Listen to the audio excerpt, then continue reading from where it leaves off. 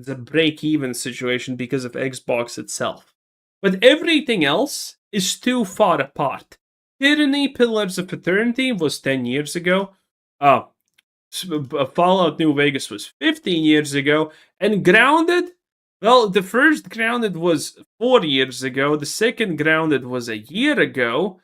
But these are also probably games that probably costed like 50 to 100 million to make. I assume Grounded is actually like a lot cheaper of a franchise to do or whatever. But I don't know if this actually is enough sales for break even. I don't. It's probably making the money, but if it's making the money, if it's not making, it's 100% making the money, but it's not a lot of money. It's definitely not a lot of money. And so Obsidian finds itself in the same probably situation as Insomniac Games. When it comes to Insomniac Games, the studio that's best known for making Spider-Man and being a whole garbage fiesta, we know that Insomniac is in a really bad position. Spider-Man 2, I think it broke even, or did it lose 100 million? Last time I heard it was like 100 million minus, or it broke even or something. In any case, it's not a good situation. Insomniac made money on the first Spider-Man, but after that it was not good. Spider-Man 2 was a commercial flop by most metrics, considering what they expected and how poor it performed. And then you have the problem that they're making the Wolverine game. And it's gonna flop. Like, look at this Wolverine. Like, what the fuck is that chin, bruh? And, then you have Jean Grey, and even Reddit's not happy about this Jean Grey, okay? My fucking wall-hitting Jesus, what the hell are we looking at here, okay? It's bad. It's bad. Also, bro, you can't even move your arm like that. Ow, my shoulder. Ugh. You can't actually even move your arms like she's doing. It's ow. You can't even do this properly. Like, what the fuck are we doing here? Like, what is this? That is bad, okay? This is not how human arms look. But in any case, yeah, Insomniac is also probably soon going to be on the cutting board because this is not going to work. Marvel's Wolverine looks like shit, and people are talking that it looks like shit, which is not a good thing. Anyway, to end this all off, the reality of Obsidian Entertainment is like this. If the name Obsidian Entertainment means enough at this point, if it's recognizable enough, it's gonna be the same thing as BioWare, Bethesda, Ubisoft, and whatnot. These companies have tag team champion in her own right, alongside Mr. Iguana, has been suffering from something of a broken heart. How good would it feel? Change all of the CEOs, EEOs, DBOs, and DDLs for the people they want, and then try to make money from them. Big game companies do not go broke in the regular sense. They just get acquired by someone, and then all of their staff gets replaced, and they do whatever the hell their new parent company wants. That's what going broke and shutting down actually means for names that are recognized. Because the big names are never going to go away, because the name itself has value. It's the same situation like, for example, Twitter, under old leadership, when it was actually losing money every month. Even though it lost money, it still had value because it's a very well-known thing. That's how these things work. And the same is for big game studios. You can cut and destroy the small don't nods and whatnot, whatever, because no one cares about it. But when the name is big enough, and I think Obsidian is honestly enough, Insomniac is definitely big enough to not just get axed and destroyed, it will always exist. You're not going to see a shutout. You're just going to see a complete change in management. That's what's going to happen. And I think Obsidian is very close.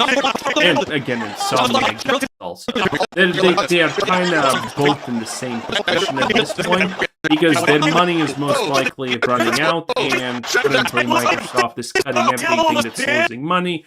So, if I'm right, we're gonna hear news about these companies, about Insomniac probably after Wolverine, about a specific new project or cancellation of playing game titles, because they're not gonna be allowed to waste money on things that they don't think succeed. They're only going to be allowed to put in money into things that are the highest likelihood of well-educated. And in Obsidian's case, it's going to probably be fucking about to. I'm not even joking. It's probably about to. I know, it's hilarious. And with Insomniac Games, I don't know what's going to happen. Probably an expansion for Spider-Man 2, utilizing her incredibly well-educated after, you know, what happens at Marvel's feet. Or whatever.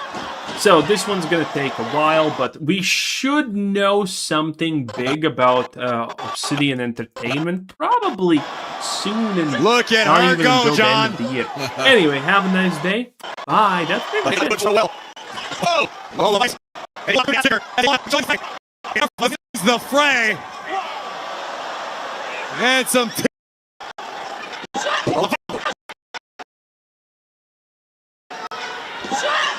Leviathan.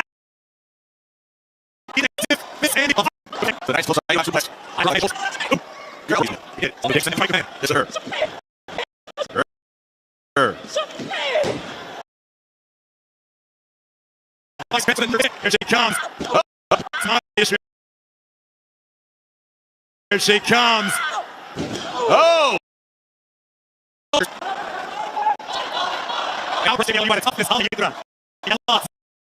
Of La Hiedra. Absolutely.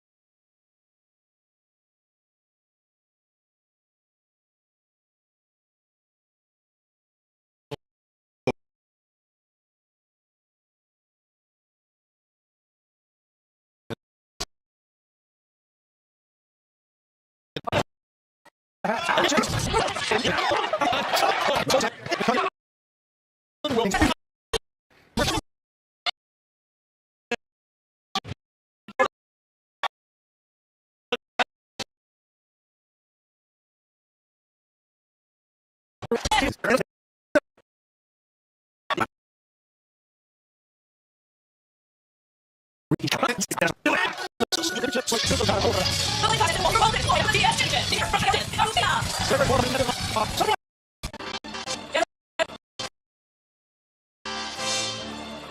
opponent, accompanied by Christopher Daniels from Washington, D.C., Real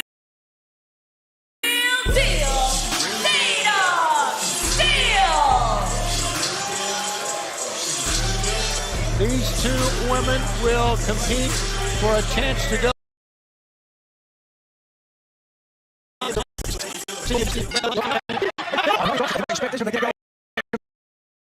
From the get going. Oh no!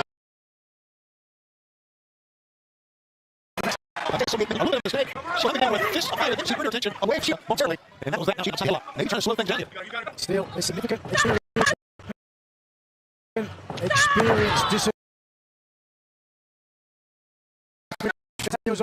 Offset that. Didn't have the arm track. She's able to lower base to prevent. Here, over say off air. There goes the referee. She has been sitting on a lot of shit. The women's pitch about her attitude. He's an odd couple tag team, if you will. In place of Christian Zeta Steel ducks up on top. Zeta Steel ducks up on top. If you will. Try to push the advantage. Another into another field. Here comes the three-time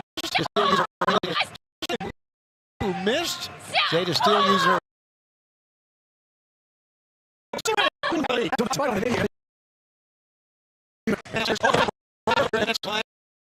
Now Snapmare's over. Now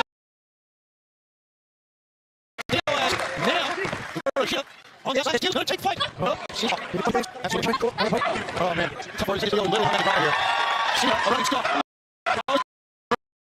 running start with a knee.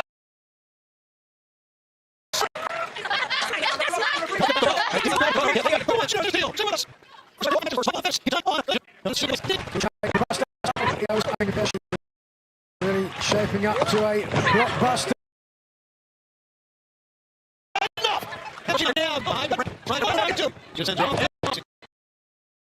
Sheeta sends her off and into the keep it going. Keep it going.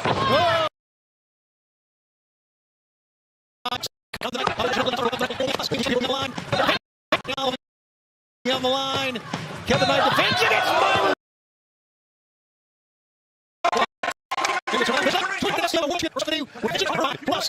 Street Fighter, come up.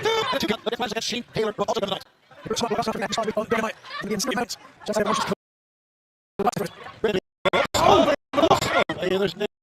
Into the ropes. Oh.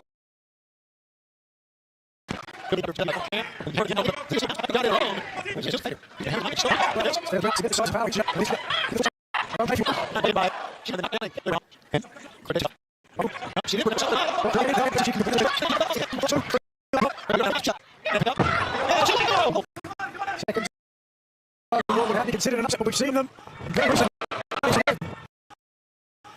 very recently as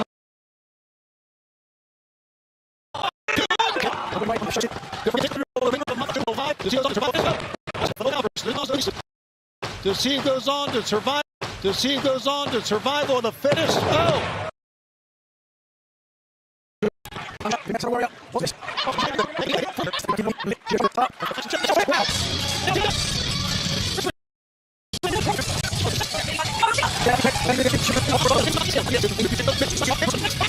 Right about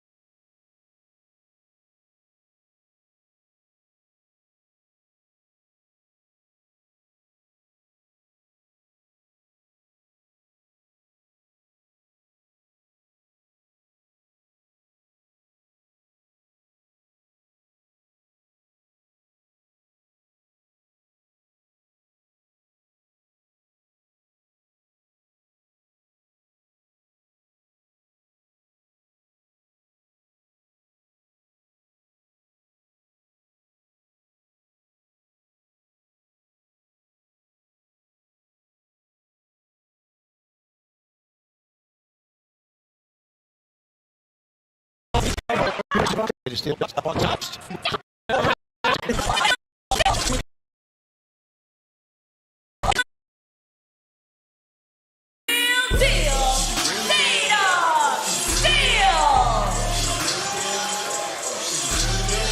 These two women will compete for a chance to go. From the get-go, oh no! Hikaru Shida, experienced disadvantage to Shida, but Zeta Steel ducks up on top. Who missed? Zeta Steel using her quickness.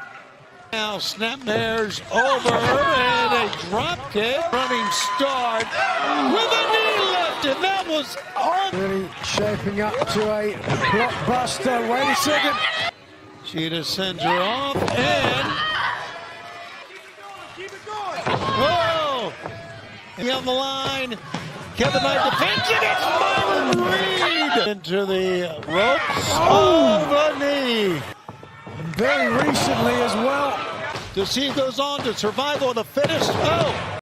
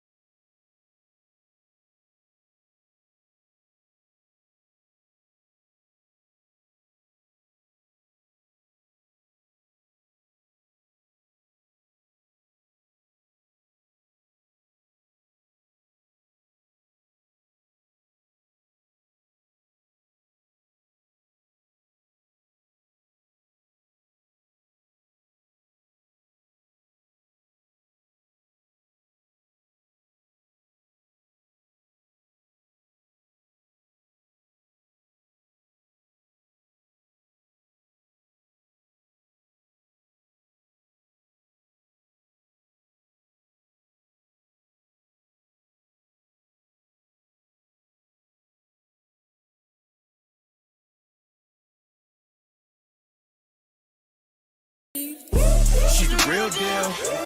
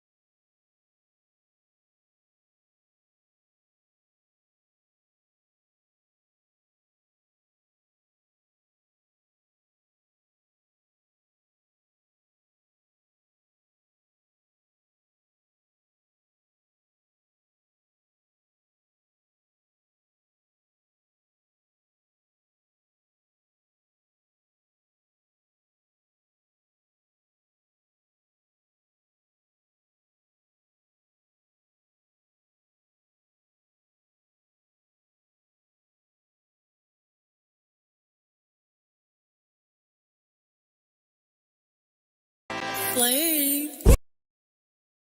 She's the real deal. She's the real deal. She's the real deal. She's the real deal. She's the real deal. She's the real deal. She's the real deal. She's the real deal. Zeta still over everything. Zeta still over everything. Zeta still over everything. Zeta still over everything. Zeta still over everything. Zeta still over everything.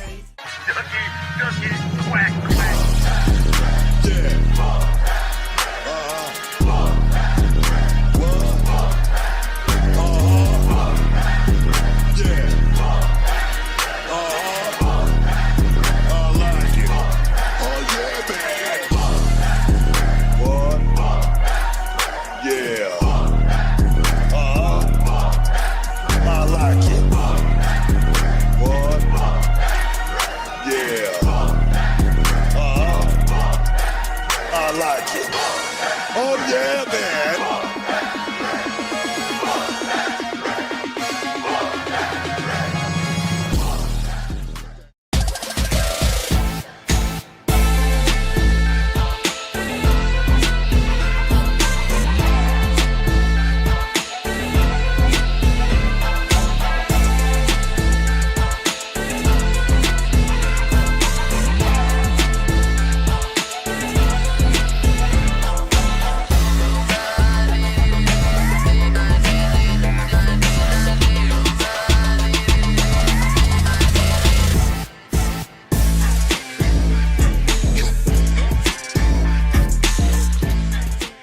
Match together or plan together against somebody, but it's hard to plan against somebody like this lady right here.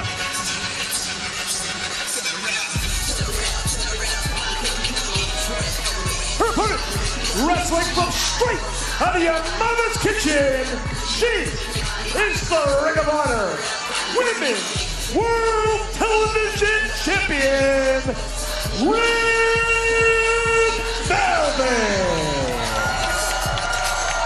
The first ever two-time ROH Women's World Television Champion. Caprice, I'm going to say it. If you can't take the heat, you better get out the kitchen. Well, I got to go visit my mama mo. Of Red fighting the way she said, I believe it.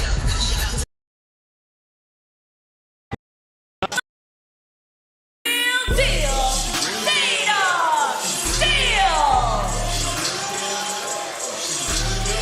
These two women will compete for a chance to go. From the get-go, and oh, Hikaru Shida experienced disadvantage to Shida, but Zeta Steel ducks up on top. Who missed? Zeta Steel using her quickness. Now Snapmare's over and a drop kick. Running start with a knee lift, and that was on. really shaping up to a blockbuster.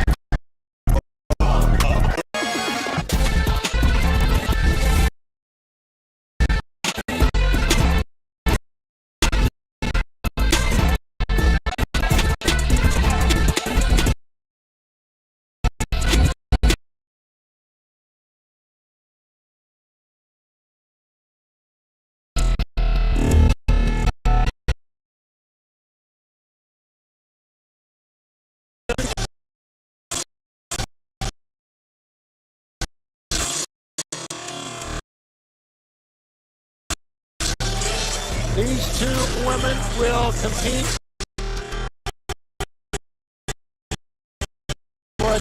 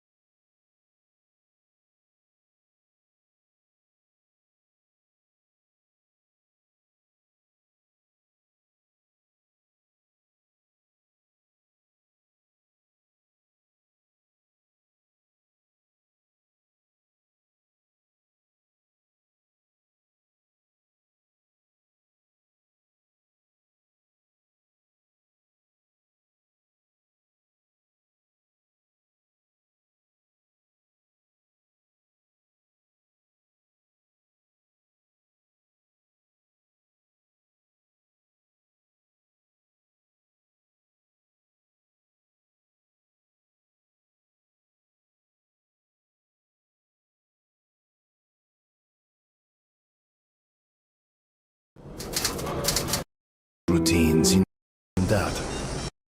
Others.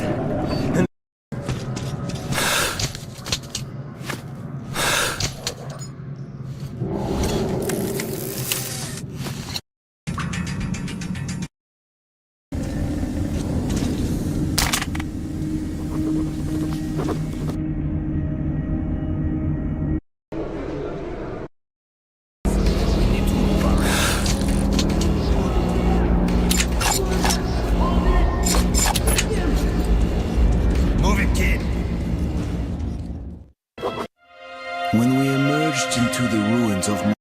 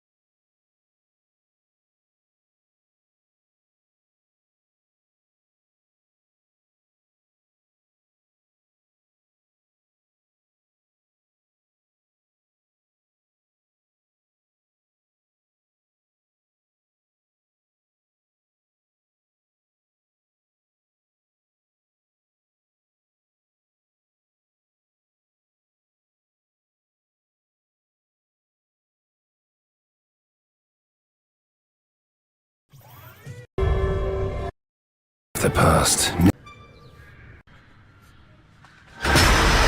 But what I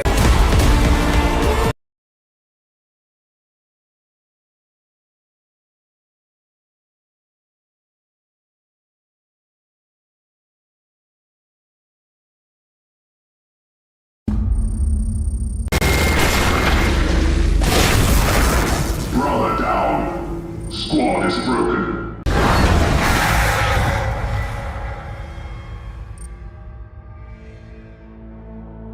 Carry the burden. Ace Hulk, reveal the presence of Gene Steelers. Command, this is Honor our ancestors. Vengeance shall. Hull breached. Egress to main corridor. Sergeant, look. Vessel within the space hulk identified as the Wrath of Baal. Movement, multiple targets. Awaiting your command.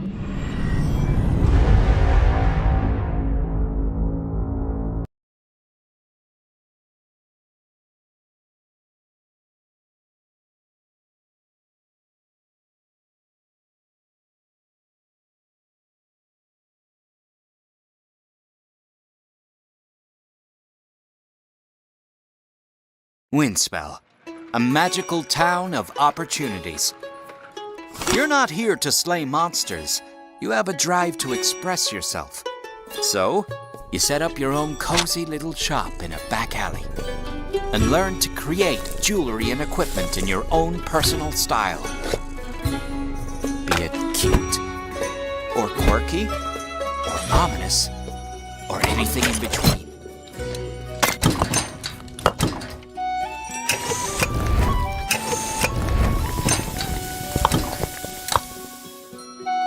Even if it means starting from the bottom and scavenging for scraps just to get by.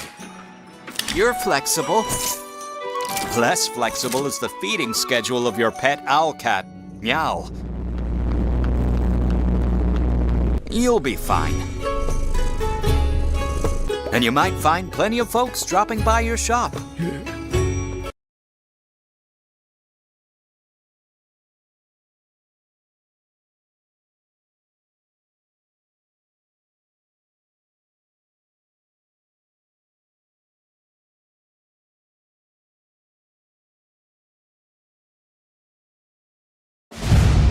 infantry and safe.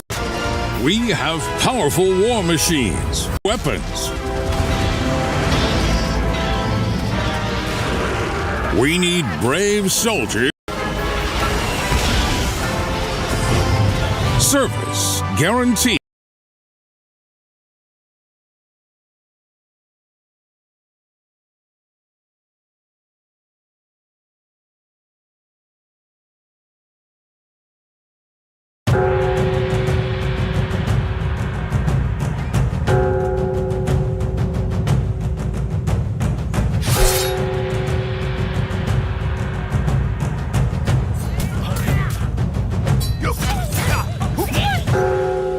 Welcome to Bushido, the new update for Sengoku Dynasty.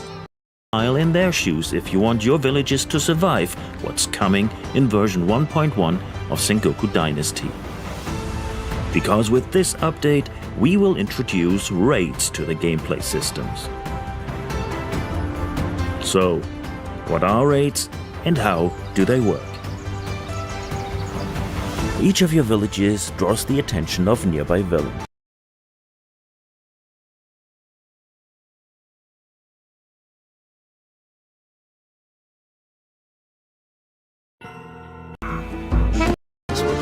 Together.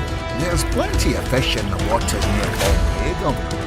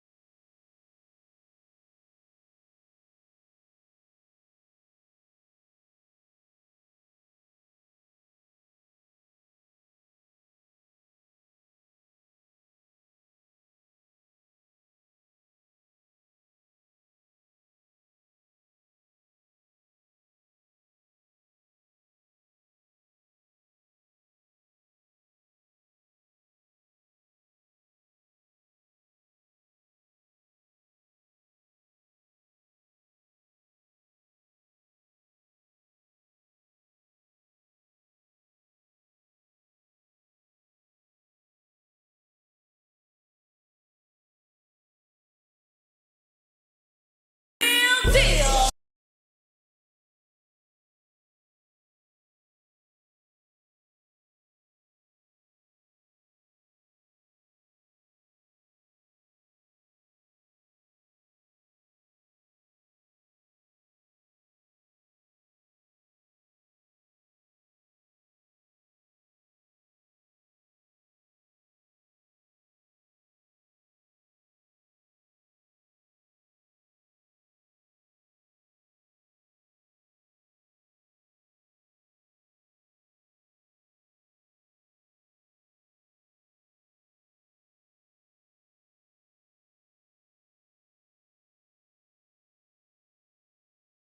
Oh, we are gathered here today to once again put LA Knight back in his grave. He fought the bloodline by himself. God knows he was brave. But that wasn't enough. It's a ton of regrets. Forever trusting that damn devil Palmer Vic. He left us all upset. But brother LA Knight, he grew his wings and flying the jabber, heaven as the choir sings. Can I get an amen? Amen. Now our tears might spill, knowing that death is real, but earth has no sorrow that heaven can't heal.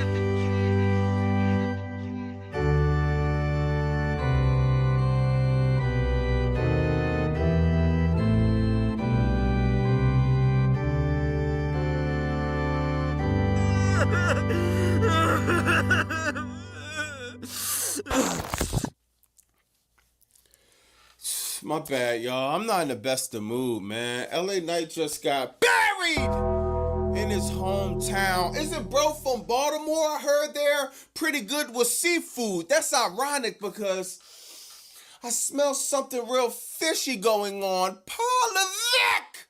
When is this sabotage going to stop, man? Have any one of y'all been at work and you're just working so hard you forget to clock out for lunch? It's kind of like that because this guy can't get a break! There needs to be an investigation and a pending lawsuit for defamation of character over this situation that's been going on with LA Knight. This is crazy. Friday on Crackdown, he not only gets kicked out of the King of the Ring tournament in the first round, he has to be the first one to take the fall to none other than Jey Uso. Great. Then he turns around on Raw, gets a huge pop in his hometown, Baltimore, just to turn around again and get choked out by the Samoan werewolf Jigga Fatu with the Tonga death grip. I don't remember the last time I seen a guy come to his hometown and get as much love as LA Knight got, then turn around and get booked to get beat up in the middle of the ring. The creative for LA Knight is simple as this: beef with the Vision for a few months, then beef with the Bloodline for a few months, then beef with the MFTs for a few months, get little hints that a single push is finally coming, get told they're finally gonna put the rocket on him, get told he's finally gonna let him get the hands on the wheel, and the only wheel he winds up getting is a hamster wheel! Then it's right back to beefing with the Vision again, then right back with beefing with the Bloodline again, then right back with beefing with the MFTs again, and the cycle continues. Y'all remember Ricochet tweeted not too long ago how WWE took his love away for professional wrestling and how he was only used to make others look good at his own expense? Then he said he'd rather quit and go back to the indies and take a pay cut rather than come back next week. This has been a pattern for the Fed for a very long time. LA Knight, Finn Balor, Jobber Gargano, and many more are left with two choices: either sit and rot away in catering, or sit and join the humiliation ritual in front of the whole world. This is sick! Fans are tired of seeing their favorite wrestlers get subjected to this. No matter how hard we push for things to change, all Triple H favorites get the Rocket strapped to their backs and permanently placed at the top of the card, no matter how much people disapprove. If Jey Uso got $1 for every single dislike, this guy will be the first septrillionaire on the face of this earth. 4 letters, 1 word. You suck! The creative direction for LA Knight is non-existent. Night of Champions coming up. Summer Scams after that. Somewhere in between that, Sunday night's main event, I see no pathway for him to get a major shot at a championship until that PLE comes around October 10th in New Orleans. And when it comes to that, it's like trying to cash in a fake check. Oh, why you say that, Bobby Monsoon? Think about it. LA Knight's never gonna get the money in the bank. Wow, this is crazy. Bro date's been booked up. His calendar's been full. He's been traveling state to state on a humiliation tour, like my man Fearfully Confident said. King of the Ring tournament, he lost that. He lost the John Cena tournament. He lost Battle Royals. He lost #1 contender shots. I bet you any amount of money LA Knight'll lose his head if it wasn't attached to his body.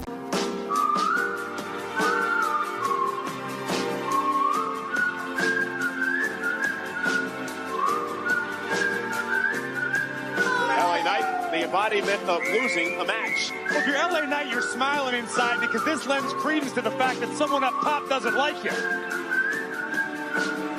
But maybe that's my own, like, you know, feeling of just like never being, no matter where I've gone, I've always felt underappreciated.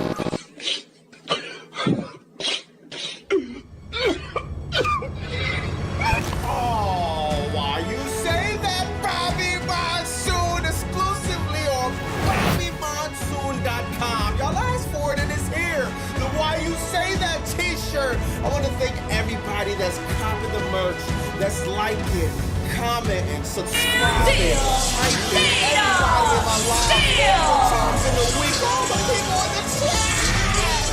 these two women will compete for a chance to From the get-go, Hikaru Shida experienced disadvantage to Shida, but Zeta Steel ducks up on top. I gotta think it started off with none other than the Missed. bloodline. Zeta Steel uses her storyline, quickness. the most Now the Snapmare's most- over and a drop kick running start with a knee lift, and that was crazy, dog. And you know what's the worst part about it, man?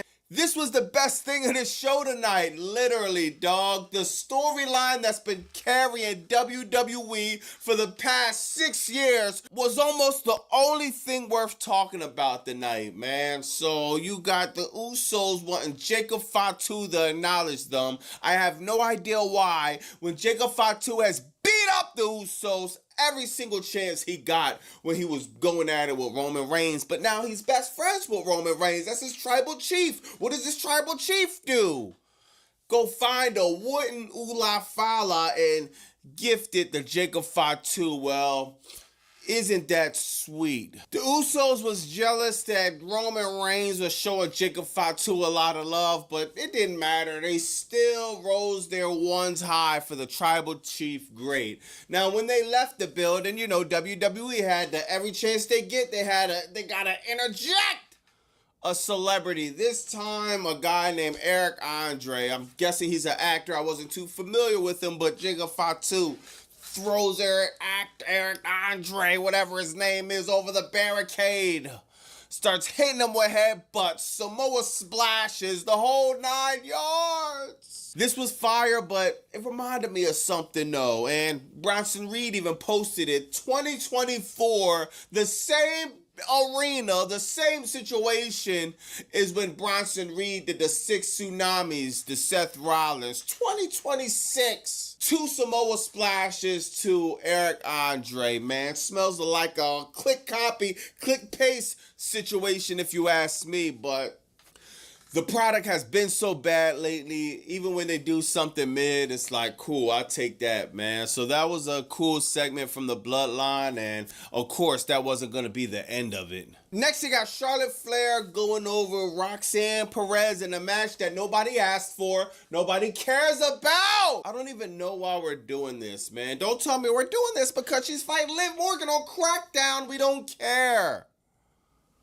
She goes over Roxanne Perez. I don't know what we're doing with Roxanne Perez. It seems like every time I turn around, she's losing a match. She's in a jobber situation. She's tagging with people, losing, just like, and we'll go right into it since we're on the Judgment Day subject, Raquel Rodriguez. WWE has failed this woman tremendously. I say this all the time, one of the most believable characters on their roster, men or women. They can't think of nothing better than to make her look like a complete jobber every chance they get. Io Sky advances in the King of the Ring tournament for what? She doesn't need it. She's already solidified. She's goated. Everybody loves Io Sky. Yay! Everybody loves Io Sky. God, this company will not take a risk to save their lives. You're supposed to have Raquel Rodriguez go over. You could tell the story of Raquel Rodriguez and Liv Morgan. You could just have a fire match with Raquel Rodriguez and Charlotte Flair. It was a win-win situation. No, let's put Io Sky, the queen of the ring, for no long-term storytelling. Now, if you was going to put Io Sky, King of the Ring, then Rhea Ripley and Io Sky was going to somehow go at it from each other. Somebody was going to stab somebody in the back. Great. That's too much. That's off the top of my head. It's just too much creative for Triple GPT and the idiots at WWE Creative to compute. Raquel Rodriguez losing to Io Sky was just, soon as that happened, I think that was the first match. Soon as it happened, I was just over it. I was just over the night, dog.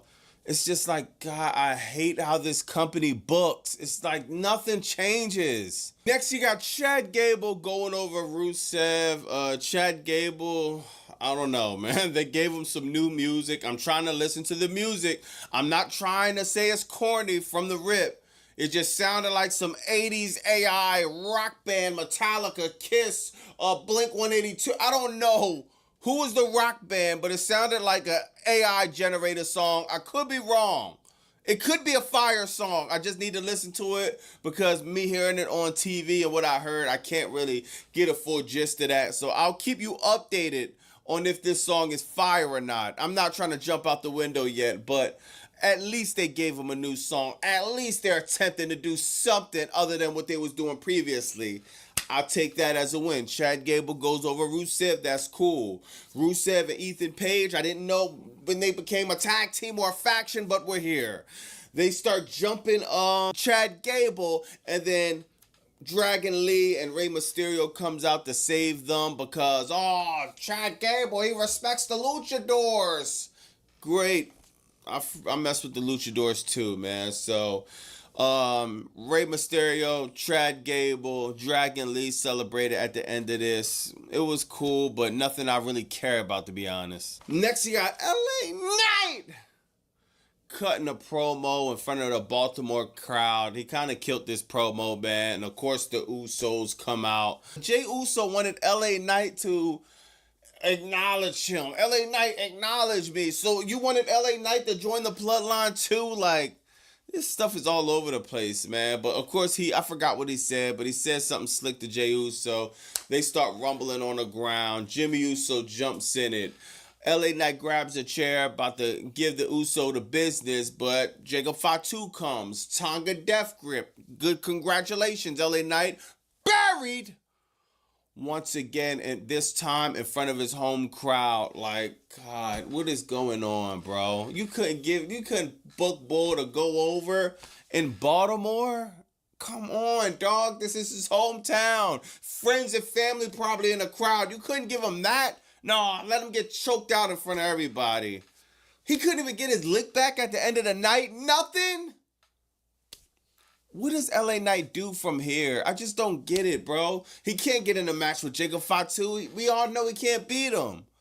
No one cares if he fights Jey Uso again. We already seen it 1,000 times. Jimmy Uso, they'll never push him as a singles competitor. Roman Reigns, give me a break. Why are we even doing this? Next, you got the return of Logan Paul and Austin Theory talking crap to Javon Evans. That leads into a match. Javon Evans versus Austin Theory. Once again, a match nobody cared about. Javon Evans did his thing. It was a cool match. It's just no one cares, dog. I don't even know. How did they start beefing? Where did this come from? I don't even know what I'm watching. Was it Logan Paul beefing with Joe Hendry? Where's Joe Hendry at? Like, what are they doing? I watch this show every week and I'm confused. I don't know what I'm watching half the time. Javon Evans win that match. Nobody cares. Then after that, Obafemi versus Dominic Mysterio. Gee, I wonder who's going to win this. Obafemi squashes Dominic Mysterio, squashes JD McDonough, cuts a promo at the end, says some slick stuff about Brock Lesnar. Great. One or two things happening. I think Obafemi is going to win the whole King of the Ring tournament, just continue his momentum. There is a slight possibility that Brock Lesnar could cause him to lose the King of the Ring, because if he wins, he's going to face a champion at SummerSlam, so they're not going to do Brock versus Oba. So I'm thinking, okay, what, at Night of Champions, Brock Lesnar's supposed to come in, interfere, cost him the match? Then you got Jey Uso being King of the Ring. I'm going nuclear if that happens. I'm going nuclear. If Javon Evans win King of the Ring, I think that'd be fire. He'll just have to beat Jey Uso. It's hard to beat Jey Uso. Triple H put the rocket on Jey Uso. We'll see how it happens, you know what I mean? Either, I don't know, bro. This is a hard one. WWE, once again, books themselves into a corner, so we'll see how it plays out. Let me know in the comments what you think about that. This episode was trash. I'm not gonna lie. I was done. Once I seen Raquel Rodriguez lose to Io Sky again, I was just done with this episode of Raw, man. And it was like, I was trying to give it a chance, but it's just hard when you got the redundant booking. Then you got the backstage Danhausen, the overbooking of these superstars, the underbooking of superstars we all want to see.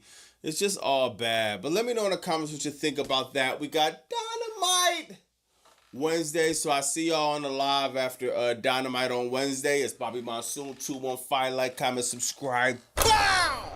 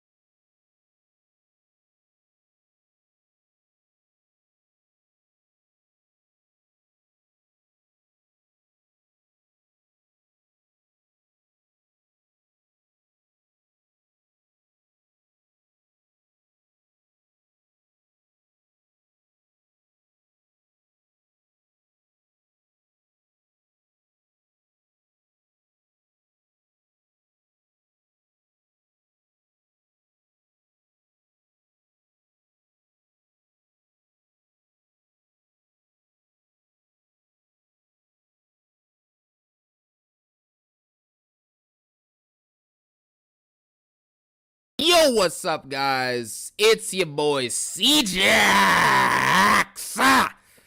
Back with another video, and you know, I don't even know where to begin, man. I think we should just jump into the review. Guys, this episode of Raw was draining. It was awful, and it was embarrassing. I nearly fell asleep like 4 times, I think, during this, bro. I'm like half asleep right now.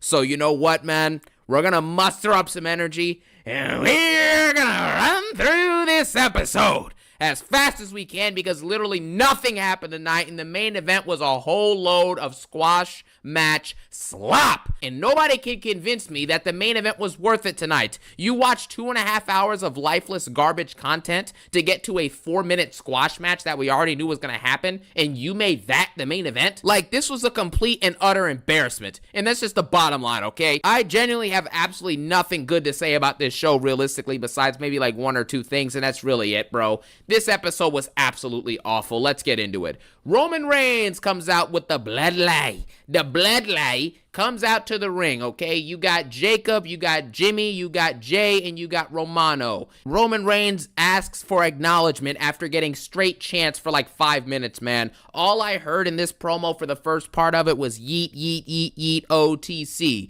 OTC. Roman Reigns, Roman Reigns. And then they chant 5-2, 5-2. Guys, I'm tired of the chants. These crowds are just there to chant because they know they're not getting anything from these segments. They're really excited to see the bloodline because this is essentially the main event of the show, right? And it's opening up the show, so I guess they're excited, but whatever. Roman Reigns gets on the mic. He basically says that everyone needs to acknowledge Jey Uso for advancing in the King of the Ring tournament. He says that they need to also, acknowledge Jimmy Uso, and they need to acknowledge him, and obviously, Jacob Fatu is the one left out here, okay? Roman Reigns then basically, you know what I'm saying, I guess after acknowledging everyone, you can kind of tell that's a new element being added into this new bloodline, is that Roman's trying to treat everyone with some equal respect, I guess, but he doesn't acknowledge Jacob Fatu until a little bit later. Jey Uso then gets on the mic and says that Jacob Fatu needs to be acknowledged too, but he needs to fall in line first and show some dang on respect before he ends up doing that, okay? Now, Jacob Fatu then takes the mic from Roman Reigns, I think he takes it from, and he basically says, Roman, Backlash, you beat me, but my family knew what was coming. And Roman, Clash and hit a leg with my children watch you win. So I ain't acknowledging Jimmy. I ain't acknowledging Jay. I only acknowledge you. Fuck!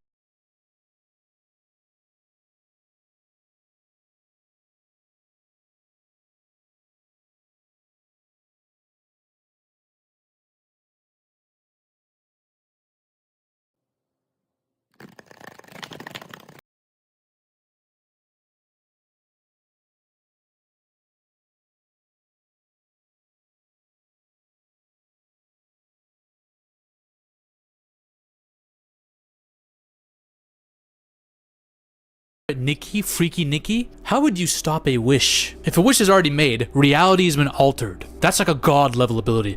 How do you beat the wish in Obsession? What could Bear have done to prevent the situation from happening? And then if he's actually in the middle of the situation, if it's already happened, how does he stop it? Without offing himself, without offing her, and let's say he can't get someone to make another wish for him, because that would be too easy, right? We're talking about how to beat the wish on its own terms. How do we do this? We're dealing with Freaky Nikki here. I love a Freaky Nikki, especially one played by Indy Neverett. She's so fine. She's so hot. She's so hot. But if she's watching me while I'm sleeping and, why don't you love me? And then putting a plant over her head and walking like a demon, I'm sorry, baby. It's got to be over between us. I'm not doing that shit. I'd rather off myself with a butter knife. So I'm going to give you guys a little blueprint about how Bear should have gone about things. And again, it's easy to say all this in hindsight. I understand. Here's where we're going to start. What prompt should Bear have said for the wish initially? How should he have worded the wish? Again, he was emotional. He didn't care. He didn't even know if it was the wish was going to be real. Very easy for me to say in hindsight what he should have done. But here's what I would have used in a prompt if I had the benefit of hindsight. Because even if I thought a wish was maybe real, you need to be very careful with how you deal with supernatural entities, right? The wish is neither good or evil. It's neutral, as said by Indy and Curry Barker. You gotta be very careful. He said, I wish Nikki Freeman would love me more than anyone in the fucking world, right? Without knowing the consequences, without having fallbacks within the prompt. So here's how I would prompt it. I wish Nikki Freeman would naturally and slowly develop feelings for me, consensually, over time in a way that feels real to who she is without changing who she is, authentically. That's one way you could word it. Now, if you don't want to go to the route of making her have feelings for you, then you could impose a wish on yourself.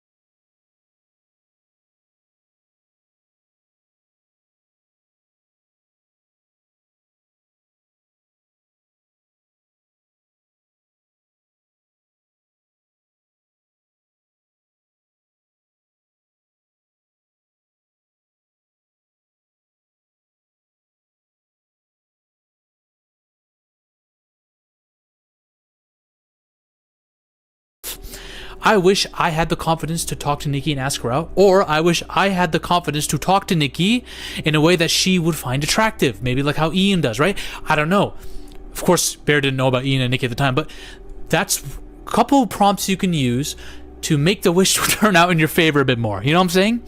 But even then, you could say, Zaffy, maybe Bear is so not that kind of person that the wish could alter him and change him. You're still changing it. Good, true, but I ultimately don't know if that will have as harsh of an impact as altering Nikki to the point where she's demonic as shit. You know what I'm saying? You don't want a girl staring at you in the middle of in the corner of the bedroom. I don't like my dreams. Go back to sleep, bitch. I'll shoot you with a gun. That's the easy part. What happens if you're already stuck with freaking Nikki though? The wish has already been made. You fucked up. How do you stop this entity? You gotta deal with the cards you're dealt with, man. Bear, there's no easy way out of this, you idiot. You're R-wording the chick at this point, right? So how do you do this? Again, you don't have anyone who can stop the wish. They can't make another wish. Everyone's selfish. They're not gonna do a wish for you. You don't want to off yourself and you don't want to kill her. How do you go about this situation? You're living with freaky Nikki now, and the real Nikki's popping in every now and then, and she's scaring the fuck out of you, and freaky Nikki will not let you even go out the door, and if she sees you with another girl, she'll kill the girl with a brick. How do you go about the situation? What was the prompt that he used, right? I wish Nikki Freeman would love me more than anything in the world, the whole world. And I was like, would this make a girl obsessed with you? Well, yeah, because what are you actually saying? I wish she would love me more than anyone, including herself. You want Nikki to put you on a pedestal above her own health, safety, and mental health and love, right? You're basically telling her to make you the center of her entire being. Of course, Bear didn't think that through. None of us would. But that's the situation. So there's a couple ways you can do this, right? What were the parameters of the wish? I wish she would love me more than anyone in the whole fucking world. Now, does that mean the universe? Probably not. I'm going to take it literally and say that he meant the Earth, their world. This is not exactly easy, but this is tactic number 1. Don't follow this advice, but I'm just going to tell you, if you're taking this literally, you want to go outside the world. She loves you more than anything in the whole world. Earth. You don't want to be on Earth with Nikki anymore. You want to be in space. Don't leave! Don't leave! I know! Guys, look. Zaffy, you're taking it too literally. What is this fucking stupid shit? No. Listen. There's a better tactic I'm going to talk about afterwards, okay? This is how you're going to do it. You're going to wait until one of Elon Musk's SpaceX rockets, let's say one of them works, okay, and doesn't explode. You're going to wait. You're going to develop a way to have to break in. I don't know how you're gonna do this. Unfortunately, I haven't thought this much through. But you are dealing with Freaky Nikki here. Bear, you owe it to her to do this. All right, you gotta give her a man that will love her. So you're gonna wait for some of these astronauts to go up. Okay. You're gonna have to figure out a way to get in there and maybe pose as an astronaut with Nikki. Nikki will do anything for you. She'll come with you. Don't worry, she loves you. So you're gonna go into a rocket ship into space. Hey guys. The Fast and Furious crew did it. Tyrese Gibson and Ludacris were in space. If they can do it, those idiots, those pair of Muppets, Bear, don't tell me you can't do it too. You probably know a couple car people that can help you. Get a rocket ship, boost it to a car, go up there, you're good. You and Nikki will be fucking making love in space, okay? But now you're outside the world. You gotta make sure there's somebody else, a third wheel there. Gotta make sure he's a Chad. Maybe he looks like Ian. Give the Freaky Nikki some mixed signals, right? She's gonna still love you, right? But the parameters of the wish are no longer on your ass because you're outside the immediate world. Now there's somebody else that could come into the fray and seduce her. And maybe Freaky Nikki will still love you to the point where she'll kill him, which makes my whole plan terrible, to be honest. But this might not work the more and more I think about it. But you're outside the world, so technically you can still have someone seduce her because the wish no longer has jurisdiction over the space. Right? If you had said, I wish you loved me more than anyone in the universe, yeah, you're fucked then, my friend, you're fucked. But the world, if I'm taking it literally, maybe the wish does take things literally, to be honest. If a guy wished for $1 billion, the wish is like, I'm gonna give it to you. Right there and then. You're not in the Earth. You're in a rocket ship in space. You're chilling with freaking Nikki. And another guy comes in, he's a Chad, he's better than you. Maybe he's like you. Maybe you find an astronaut who's like you a little bit and she'll get confused. And then you can sick him on her and then have them both just be in space forever. Blow the fucking rocket up and leave. But at that point, you're cheating because I said we're doing this without trying to kill Nikki. We're not trying to be bad people. So you gotta figure out a way to imprison them in this rocket ship in space then. A good way to do it is using cryosleep. Put them both into cryogenic sleep.